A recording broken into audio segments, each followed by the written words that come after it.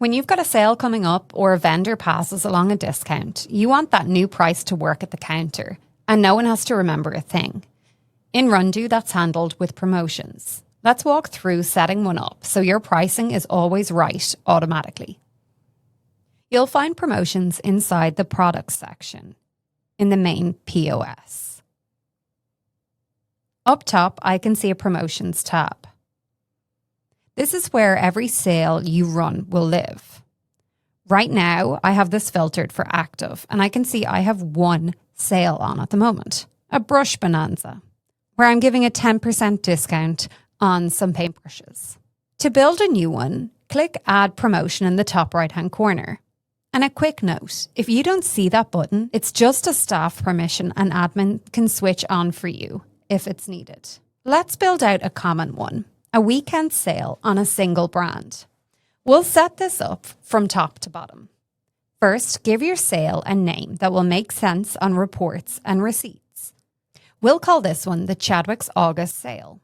Next, who gets the price? The default is all customers, and I'm going to leave it at that for now. Down in products, we have some options here. If we wanted to go by rules, we can stay in here, but we could also pick specific products that we want in that sale. Or if it's store-wide, we could say all products store-wide. I'm going to stick in by rules, seeing as it's a specific vendor that I am choosing. I'm going to go down to my vendor list and I'm going to choose Chadwick's. I can get more granular here by going into the categorization into the department, class, or fine line, or even a product tag. I can also see straight away that 13 products match these current rules. I can click View Products to see those 13 products. Now, we need to figure out what kind of promotion we're giving. Do we want to go by a percentage off? Do we want to go by the margin or a dollar amount? In this case, I'm going to choose discount by 1%. The reference tier is what the percent is going to take it off of. So if I choose the retail tier, it's going to take 10% off the retail price. If I choose the contractor tier, it's going to take 10% off my contractor price, which is usually less than the retail price. For this particular promotion, I'm targeting retail price. So I'll click that and I'm going to set the discount percent to 10%. No rounding is fine by me, but of course you can change that to round to any of these options here. We need to figure out the schedule and the location. If you've multiple stores, you might want to run this in just one store or maybe 2 stores. In this case, I'm going to go with all locations. My start date is going to be next Friday until the Monday to give that bit of a buffer. I'm going to click Save. And the promotion has been created successfully, but it's not showing up here. Well, it's not currently active. It is a scheduled promotion. So once I click scheduled, I can see I have the Chadwick's August sale ready to go. That same 5-step process handles most sales you'll run. One thing to note here, if your sale is actually for handing out free samples, there's no special promotion type. The simplest path is to ring the item at $0 with edit price and drop a sales note like free sample on the line. So your giveaways still show up when you pull a report later. For something like a buy one, get one coupon, the setup is a bit different because you'll want to track how many coupons you redeem. Your Rundoo guide can help with that with the one-time setup, which involves creating a non-stock $0 item to represent the coupon.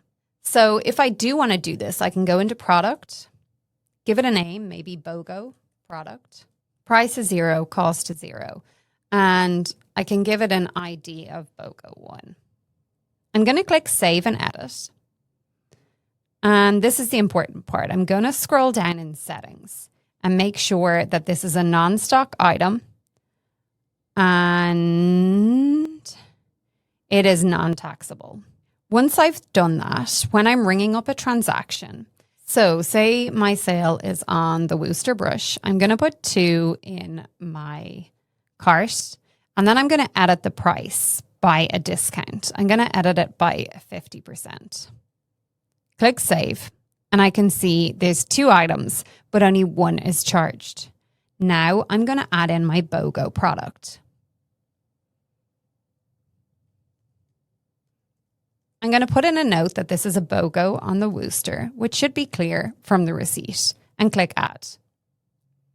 Now, when I look back, I can see I sold 2, and the reason the price was so low is because I had BOGO on it.